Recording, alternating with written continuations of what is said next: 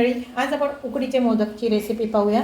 उकडीचे मोदक जे मी आज करणार आहे ते दुधामध्ये करणार आहे। जी उकड काढणार ती दुधाबरोबर काढायची, दुधामध्ये काढायची आहे। तर साहित्य काय काय घेतलेलं आहे ते पाहूया। एक बाउल भरून मी हे मोदकाचं पीठ घेतलेलं आहे। जितकं पीठ असते त्याच प्रमाणात दूध घ्यायचं आहे। कितीही तुम्ही घेणार, मोठा बाउल घेतला तरी जितकं पीठ तितकं दूध किंवा पाणी जे काही घेणार ते तेवढंच घ्यायचं आहे। किंवा नारळाच्या दुधामध्ये पण करतात, तर नारळाचं दूध पण तितकंच घ्यायचं। आणि ओला नारळ घेतलेला आहे, एक मध्यम आकाराचा बाउल आहे आणि त्याच्या अर्धा मी गूळ घेतलेला आहे। गुळाचं प्रमाण तुमच्या गरजेनुसार घ्या। मी एक बाउल घेतलं तर मी नेहमी अर्धा बाउलपेक्षा कमी पण घेते। गूळ आम्ही कमी गोड खातो म्हणून। आणि केशर ऑप्शनल आहे, वेलची पूड आहे 1 चमचा। आणि तुम्हाला जर सुकामेवा ड्रायफ्रूट्स घालायचे असतील तर ड्रायफ्रूट्स घालू शकता। चला मग आता पहिले उकड काढण्यासाठी मी दूध गरम करत ठेवलेलं आहे। चहाचंच भांडं घेतलेलं आहे, चहाच्या भांड्यातच थोडीशी उकड आहे म्हणून मी लहानच भांडं घेतलं। आणि आता हे दूध व्यवस्थित उकळवून घ्यायचं। थोडंसं उकळून झाल्यानंतर त्यात अर्धा चमचा तूप घालायचं, म्हणजे उकड जी काढतो त्याला चकाकी छान येते। दूध उकळलेलं आहे तर ह्यामध्ये एक अर्धा चमचा एवढं मी तूप घातलं। आता ह्यामध्ये आपल्याला हे पीठ घालून घ्यायचं आहे। गॅसची आच मी मंद केलेली आहे आणि सारखं हे मिक्स करून घ्यायचं आहे। आणि तुम्ही माझ्या चॅनलवर नवीन असाल, माझं चॅनल सबस्क्राईब केलं नसेल तर सबस्क्राईब करा, लाईक करा आणि वर बेल आयकॉन दिलेलं आहे ते दाबायला विसरू नका। आणि दुधामध्ये उकड काढली की मोदकाला स्वाद पण खूप छान येतो। नारळाच्या दुधामध्ये सुद्धा उकड काढतात, पण ती थोडी जपून काढावी लागते, नाहीतर दूध फाटलं जातं गरम केल्यानंतर। बघा आता ही थोड्या वेळ ही उकड आहे ना, ही 15 मिनिटं झाकून ठेवायची का ती व्यवस्थित शिजली जाते। आणि जे प्रमाण घेतलं ते अचूक आहे, एकास एक असं। आता मी हे झाकून ठेवते।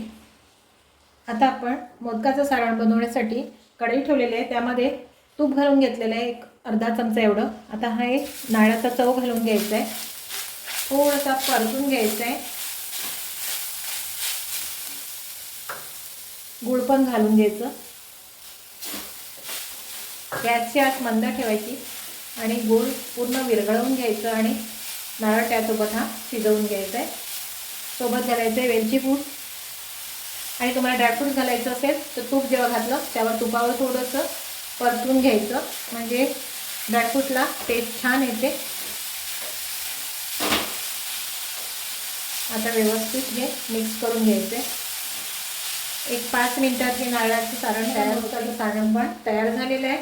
आता हे आपण गार करून घ्यायचं आणि मग आपण मोदक बनवायला घेऊया।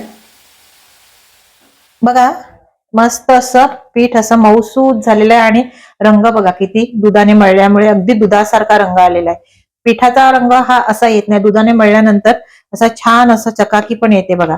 आणि हे सारण आता आपण हे मोदक करून घेऊया।